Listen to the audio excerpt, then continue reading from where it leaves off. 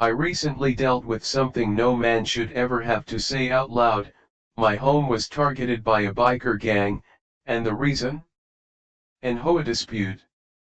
They thought sending in muscle would scare me off my land. Funny thing is, the only thing they actually ran into was someone trained to end wars, not start them. Let me start from the beginning. Before we dive in, let me know where you're listening from today. The first sign of trouble wasn't the letter, it was the motion light over my barn door. Flicked on at 3:14 a.m. and stayed on. Not a flicker, not a cat, not a raccoon, just a full floodlight trained on something or someone. I didn't panic, didn't even stand up right away. Old habit, never move before you've seen. I watched from the corner of my living room, monitor glowing cold, coffee still on the stove. It looked like nothing, but I've spent enough time tracking men who thought they were invisible to know better. Two figures walking slow along the outer fence line. They moved like they knew how not to be seen but didn't know they were already caught. One had a limp, subtle right leg. The other one was scanning with a red-lensed flashlight, short sweeps, low beam. Not civilian. That's recon technique, old school textbook, and exactly what I used to do. They didn't break in, didn't even touch the gate, but one of them walked straight to the well cap, tapped it twice, then walked away. No reason, no pattern, just tap tap, like a message. They left without taking anything, but they left something behind. Next morning, nailed to the barn door, a charm. Jet black, carved bone, a skull with barbed wire etched through the jaw and what looked like military hash marks down the side. Not the kind of thing you pick up at a truck stop. It wasn't a prank, it was a marker. And just below it, half buried in gravel, boot tracks wider than average, deep, not local. I traced them back 60 yards before they vanished into scrub brush behind the hill. Karen showed up 4 hours later. Didn't call, didn't knock, just walked halfway up my private drive with her designer dog and her crocodile smile. She wore a pastel windbreaker like it was battle armor. Her poodle didn't sniff anything, didn't bark, didn't even stop to squat. Beautiful day, she said, like she wasn't standing a full mile off her own property. Still private land, I said. I just wanted some fresh air, try Whole Foods. She fake laughed like it was programmed. Some of us on the board have noticed equipment in violation of the HOA standards. You mean the hay baler that's been in the same spot for 8 years? I'm sure you understand community aesthetics are important. Aesthetic this, I said, pointing to a goat that had just taken a dump on a rock with impressive precision. Her lips tightened. I would hate for this to become confrontational. You're already here with a leash on my gravel. It's not personal, Karen. Everything with you is personal. You tried to find me for using a chainsaw at noon. She looked past me toward the barn, paused a beat too long. Just remember, we're a community, and communities only work when everyone cooperates. She left that hanging, turned, walked back the way she came without once looking at her dog. Inside the mailbox that afternoon was a violation notice. Typed, HOA letterhead, standard boilerplate nonsense. Except this one had a second page. The footer read, Notice 1 of 3 before legal enforcement action, and it was signed Karen Whitaker, President, Simmons Valley Homeowners Association, Acting Director of Security Enforcement. I stared at that last line for a long time because I didn't remember electing a single one of those titles. That night, I pulled out the box. Not just a box, the box. It sat beneath a false panel in my workshop, behind 3 rusted tool bins and a lock I hadn't touched in years. Inside, a folded sat phone, an encrypted flash drive, a folder labeled Moss Rock Echo, and a toolkit made for things most people shouldn't have access to. I wasn't going hunting. Not yet. But if they came back, I wasn't about to wait empty-handed. Then the light tripped again. Same one, barn door. Only this time, it flickered once, then died. Power cut clean. 2 minutes later, the backup feed buzzed. Someone was on the eastern trail, moving fast, then still. I grabbed the monitor, zoomed. Same figure, same limp, but this time they weren't scanning, they were looking directly at the lens. Just standing there. Not smiling, not masked, just watching. Then they turned and disappeared into the trees. The next morning, I found the sign flipped. The one nailed to my front post that reads, "Trespassers will be buried where they fall." It hadn't been removed, it had been reversed carefully, silently, like whoever did it wanted me to see it but not hear it. That's not intimidation, that's communication. That's a chess move. I spent the next 4 hours checking wires, changing trail cam batteries, resetting thermal sweeps, and reactivating the high-frequency trip alarms I'd buried 4 winters ago when we had poachers. I didn't sleep, didn't blink long, didn't reach for rage. I planned. I mapped. I waited. Because what? What Karen didn't know was that I faced enemies with actual firepower, and they didn't send poodles first. But the thing that stuck with me wasn't the letter or the charm or even the man with the limp staring at my lens. It was that tap on the well.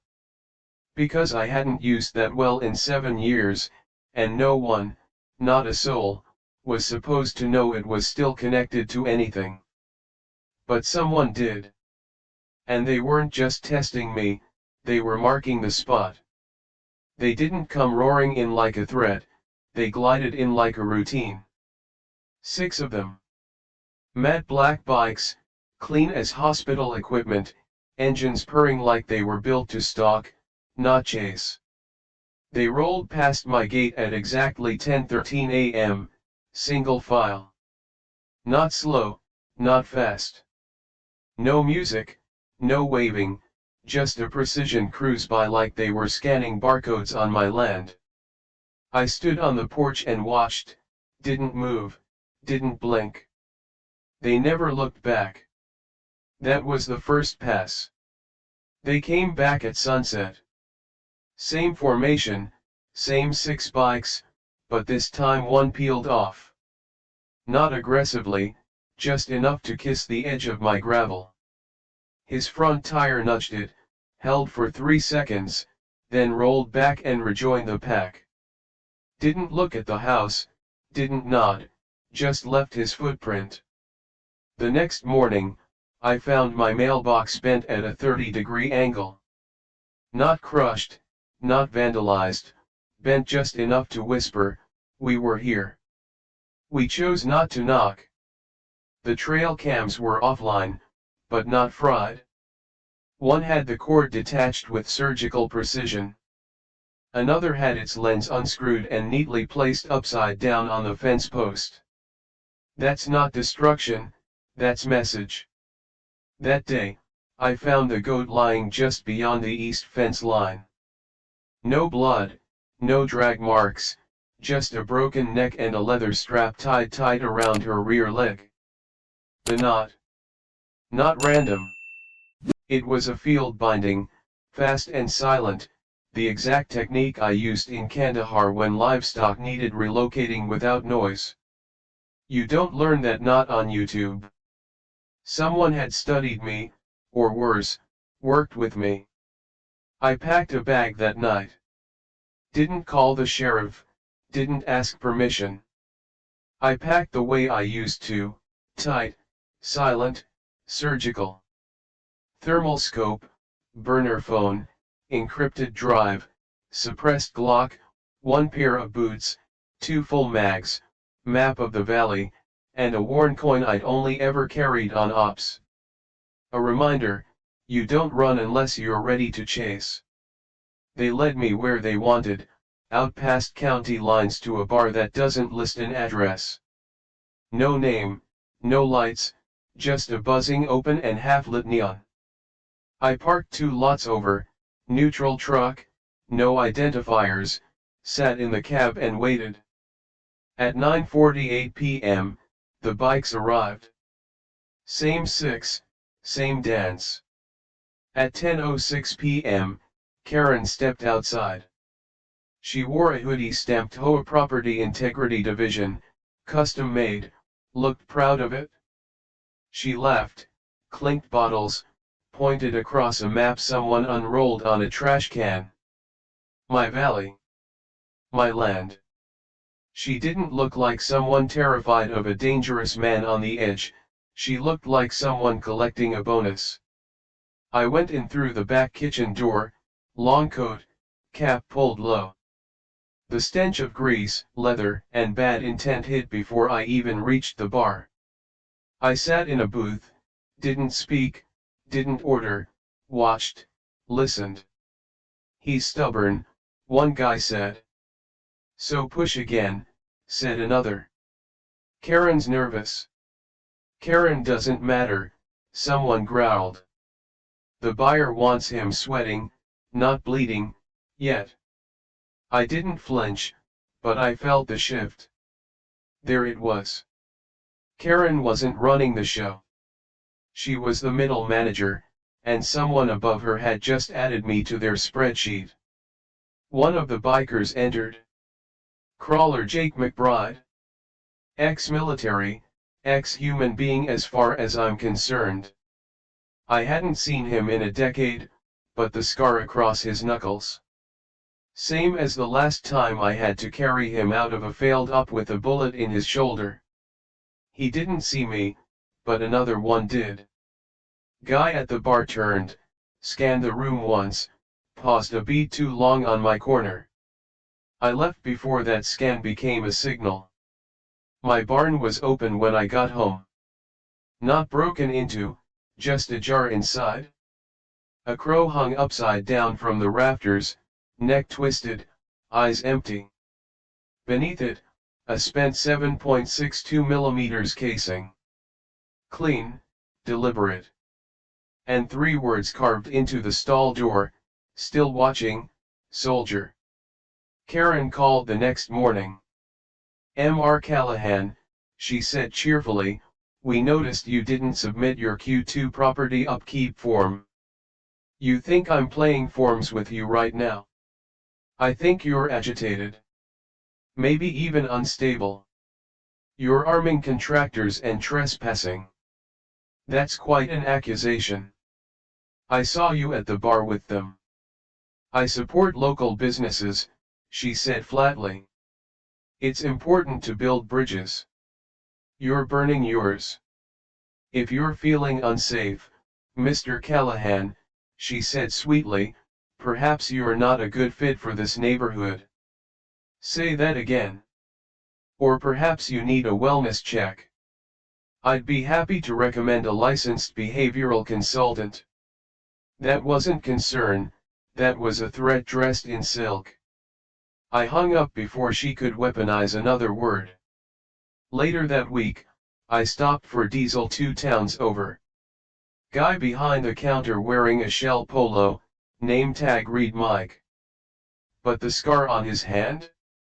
Same one I'd seen from the bar. He rang me up like nothing was wrong, like we hadn't just stepped territories in a quiet war. I reinforced the garage that night, set backup feeds, buried trip alarms, and when I checked the windows, I saw it. A smudge on the inside pane. Just one. Left index, angled at a slant I hadn't seen in years. I took the print, ran it, and when the result pinged, I just stood there, staring at the name. I didn't say a word, didn't curse, didn't punch a wall, because the man who left that print didn't just serve with me, I trained him, trusted him, and now he was circling my land like it was his. I hadn't said Jake McBride's name in 7 years. Didn't write it, didn't think it. Some people you just erased from your memory, not because they're gone, but because they left wrong. But his fingerprint on the inside of my garage window said everything. We met during a mission that didn't exist, somewhere south of Kandahar, north of Sanity. Jake was the kind of guy who laughed when bullets cracked too close. Once, he dragged me out of a kill zone with a ruptured quad and a pack of enemy drones circling like vultures. "We're not dead yet," he joked, teeth blood-stained, "so let's not ruin the streak." That's what made it worse. He wasn't just dangerous, he was family. After the fingerprint match, I didn't sleep, didn't even sit. Instead, I started building a picture. Tapped an old network, pulled burner logs from the cell tower near Simmons Valley. One burner phone pinged 3 times from a motel 11 miles out of town. Old concrete slab, peeling paint, no website, no working ice machine, but the power log showed a thermal spike every 4 hours. Someone was there. Someone staying cold. I drove out before dawn, neutral truck, plates from a junked rental I bought off a friend 3 states away. Parked in an alley behind a closed body shop, waited for hours. Nothing. Then motion. A door opened, blackout curtains. No lights. Jake stepped out. Didn't see me. Same walk, same posture, same dent in the back of his matte black helmet where I'd once clocked him with a rifle butt for talking trash mid-op. He walked to the vending machine, fed in $1, grabbed a water. I almost stepped out. Almost. Then he looked straight at me. Didn't flinch, didn't react, just took a sip, walked back inside. No acknowledgement, no signal, but we both knew he saw me and chose not to say a word. I didn't go in, didn't confront. Instead, I left something in his saddlebag. A folded photo. Me and him grinning like idiots in Baghdad, bloodied, dusty, grateful to still be vertical. On the back, scrolled in Sharpa, "You owe me more than silence." Tucked inside the fold, a single .308 round. That night, I got the message. My laptop lit up at 3:12 a.m. Encrypted drop, audio file, no sender. I played it. Jake's voice, flat, cold, just like it was when he was on mission. "You always said we'd be ghosts when this ended, but you built a fence, Callahan.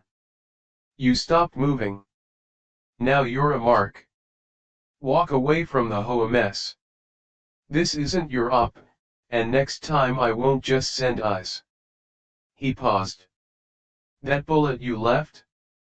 Cute. But I'm not bluffing either." Then silence. I didn't even blink. I went to the barn, checked every hidden spot, and there it was. Taped to the underside of the hayloft platform. A hard drive labeled Echo Phase 2. I cracked it on a burner station, offline. Inside was drone footage. Surveillance of my land, heat maps, my movement trails, zooms on my home windows, and me on the porch drinking coffee. But the final file? A single image. It was me again, walking the fence line, except with crosshairs centered on my back. The next day, Karen held a neighborhood resilience panel. Folded chairs, picture of lemonade, fake smiles. "We all feel stressed," she said, standing in front of a PowerPoint, but stress makes us imagine threats where there are none. I stepped forward from the back of the room. Funny you say that, because I've got 64 hours of drone footage proving someone sees me as the threat. Karen blinked too fast. Mr. Callahan, this is a safe space. I'm sure it is for you, with your little Blackwater cosplay running recon on my barn. You sound paranoid. And you sound cornered. I pulled the printed image from my jacket, held it up. This was taken 3 nights ago, from the air, using military-grade optics. You know who uses tech like this, Karen? She stayed quiet. Jake McBride. He's not sloppy. She snapped, then froze. Silence. I didn't say he made a mistake. I said he was here. I misunderstood. No, Karen. You remembered something you weren't supposed to. She smiled, too tight, too late. You're not thinking clearly. I'm thinking like someone being hunted. She leaned in, fake sweet. If you're truly feeling unsafe, the board would be happy to suggest relocation options. If I'm going anywhere, I said, it'll be through your firewall. I walked out, didn't slam the door, didn't need to. The entire room felt like a balloon stretched too tight, waiting for a pin. I went home and dug up something I swore I never would. An old logbook. The only paper copy I ever kept from Echo Unit. Inside were aliases, handler notes, and one critical entry, Echo 6 disavowed 2015. Alias, Signal Ghost. Current activity, unknown. Final order. Scene, neutralize. That was Jake, and he hadn't just resurfaced, he'd been reactivated. That drive wasn't just surveillance, it was a checklist, and I wasn't the only one on it. Karen wasn't managing an HOA, she was running a target list. And Jake? He was the trigger man. Now it was just a matter of who pulled first. They thought I was still playing defense, but I played enough games in deserts, jungles, and villages with no names to know you don't win by reacting. You win by rewriting the battlefield. So that's exactly what I did. I stopped being the guy watching the perimeter, and I became the trap. For you, a free like is easy. But for me, it is the greatest support and encouragement. For this video, can you give me 1 like and 1 subscription? Thank you very much. It started with maps. Simmons Valley HOA's digital ecosystem wasn't built by professionals. It was a slap-together Frankenstein of apps, vendor portals, and subscription security packages that some nephew probably got a referral bonus for recommending. But I knew where to look. Every system has a shadow, logs, trails, unsecured ports. I found the HOA's back-end gateway through their property management company, EverSafe. They used a third-party enforcement tool built for behavioral compliance monitoring. Real dystopian name. Very Black Mirror. The portal login page? Still live from 2020. Password. Karen Whitaker 1. I laughed out loud. What I found was a digital kill book. 17 residents flagged as non-compliant, each with personal notes, camera footage, drone observations, schedule habits, asset values. It wasn't surveillance, it was targeting. Karen was logging lives like a hit list with HOA letterhead. So I mapped their recon. I launched my own, used one of the oldest tricks we used in Syria, the lure and log. I set out a riding mower just off my western property line. Not running, just idling. Battery rigged to cycle noise every 30 seconds.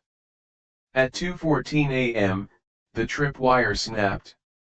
Thermal picked up 2 heat signatures, male, low crouch. 1 rifle slung, 1 with communications. They weren't there to steal, they were testing my reaction time. Which meant it was time for my own test. 2 nights later, I tagged their bikes. Tiny GPS beacons disguised as license plate screws. Same trick we used on enemy convoys when we wanted to follow, not fight. Then I followed the pings. All 6 beacons eventually converged on a single location, an abandoned equipment lot 14 miles southwest. That was their staging ground. Now here's where it got good. Karen submitted a formal petition to have me relocated for community harmony. That's right, relocated. Filed under HOA Clause 7.12.4c, Non-Participatory Hostility Clause. Seconded by a John H. Myers, alias. But the signature matched Jake McBride's field report handwriting from our Panama recon mission in 2011. Nice try. So I showed up. Not to the lot, to the HOA General Assembly. Karen's monthly power party. Folding chairs, coffee station, big laminated schedule that said things like trash bin uniformity and pet bark decibel norms. I walked in mid-meeting. Karen, 50s, froze mid-sentence. M.R. Callahan? You're not on the speaker list. I'm not here to speak, I said. I'm here to testify. The room got quiet. I tossed a folder onto the center table. Thick stack. Printed contracts, vendor payments, invoices to Simmons Valley Compliance Patrol, and photos. McBride on her porch. Her signature on a drone recon budget. Time-coded footage of Karen handing a phone to a biker wearing tactical gloves. This is fake, she said, too quickly.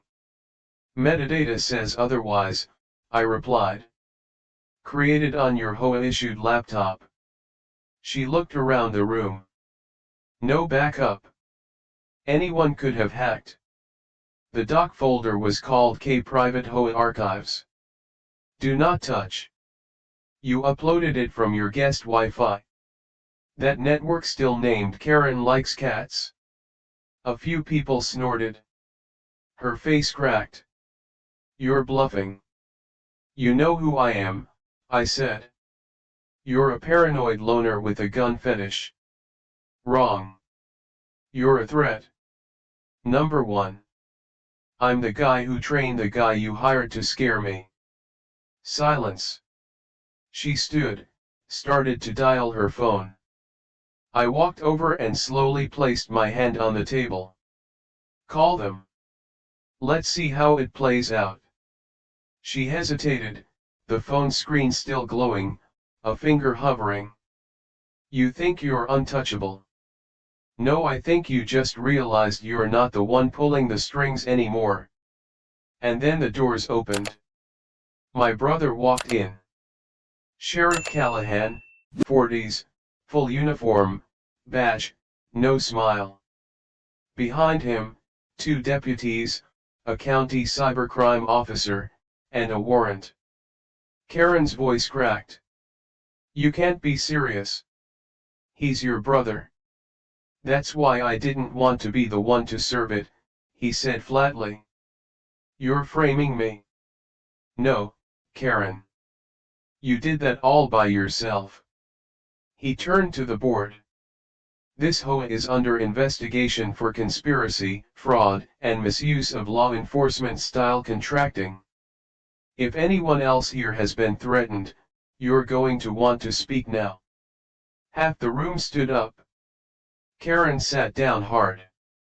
They escorted her out quietly, but before she left, she looked at me, face pale, eyes burning. You think this is over, she hissed. Karen, I said. This hasn't even started. But the next day, That's when I knew we weren't done.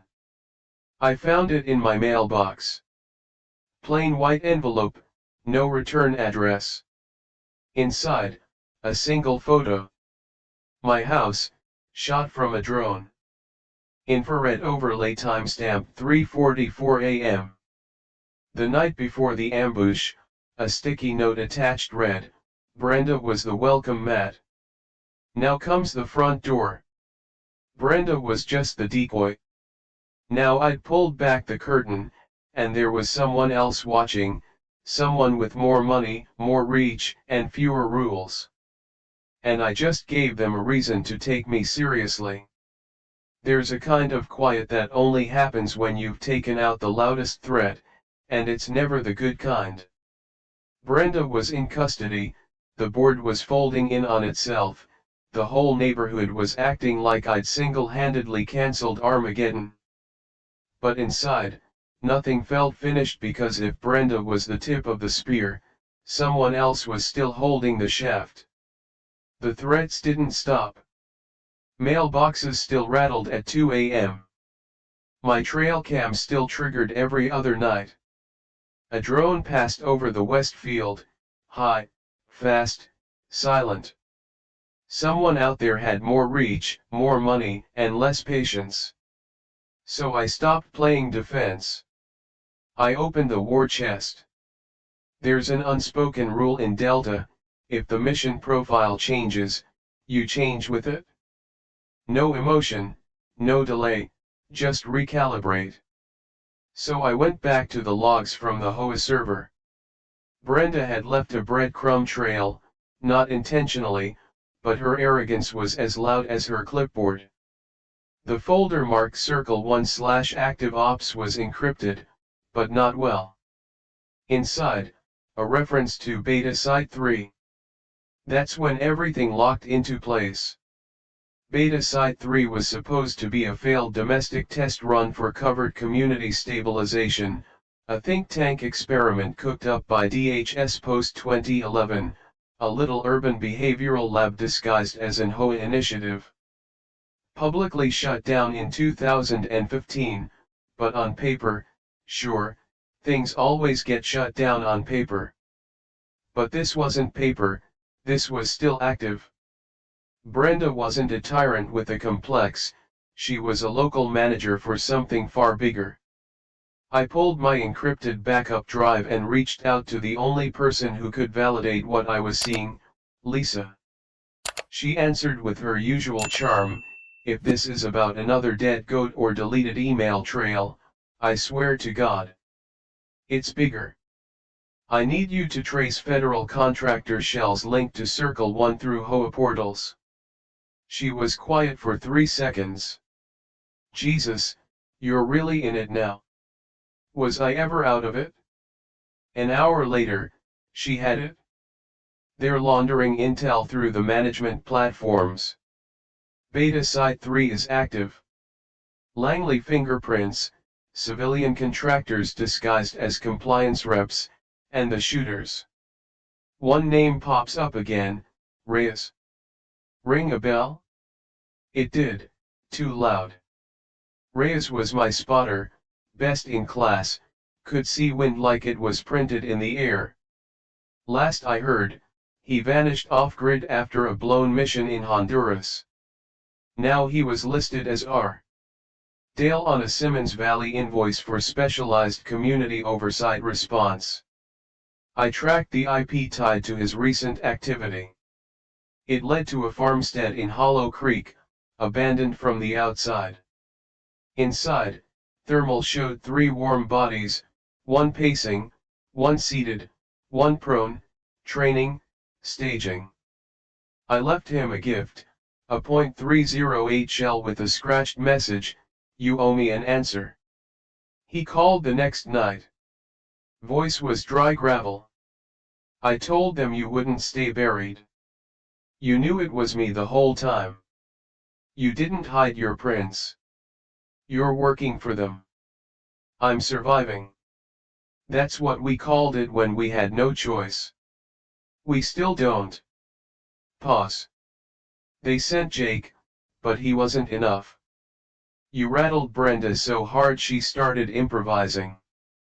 That's why I stepped in. So what now? Now they pay me to clean up the mess. I didn't answer because I already knew what I needed, a location, a hierarchy, a crack in the chain. Reyes gave me one. They call it the circle. You were always outside of it, but now you're in the middle, and they're closing in. I spent the next 2 days fortifying the ranch. Laid silent perimeter mics, tethered IR tripwires to flare triggers, rigged my garage door with a magnetic EMP lock. Then I waited. At 3:38 a.m., a motion alarm triggered on the north fence. One biker, not Jake, younger, less steady, walking the line. I tracked him through 5 cameras. When he reached the side of the barn, the trap sprung. Tripwire tension bar caught his leg and snapped him sideways into the dirt. He didn't move, but his mic was hot. Subject perimeter compromised, he whispered. No visual on asset. I stepped out from behind the stall. That's because the asset has visual on you. He reached for his belt. I fired one round next to his hand. Next one doesn't miss. His eyes widened. You're not supposed to be, what? Awake? Armed? Or alive? I cuffed him, dragged him to the tool shed, left him tied there for the sheriff. Message sent. Next day, Brenda tried again. Out on bail, back in her power suit, still pretending she ran the show. She showed up at my front gate, clipboard in hand, lawyer in tow. Mr. Callahan, this is a courtesy visit to remind you you're trespassing. You've been deemed a hostile actor. You've been deemed irrelevant. You may have stopped my people, but you haven't stopped the program. Did you rehearse that in front of a mirror? You think you're funny. Number 1, I think I'm free. Her lawyer looked uncomfortable. Brenda leaned in. This doesn't end with me. You made the circle look weak. They'll fix that good. I said, let them try. Later that night, I got the envelope. Unmarked, clean paper, black ink inside a personal check for 7 figures. No signature, just a post-it note, everyone has a price. I burned it the next morning. Marcus showed up in person. No gear, no weapon, just him. He stood at the edge of my fence like he was waiting for a shot. What now? I asked. They're going dark. Why? You made too much noise. Your brother's probe got DHS attention. Langley's scrubbing the beta, so it's over. He shook his head. Nope. They're just changing names. And you? He looked down. I'm out.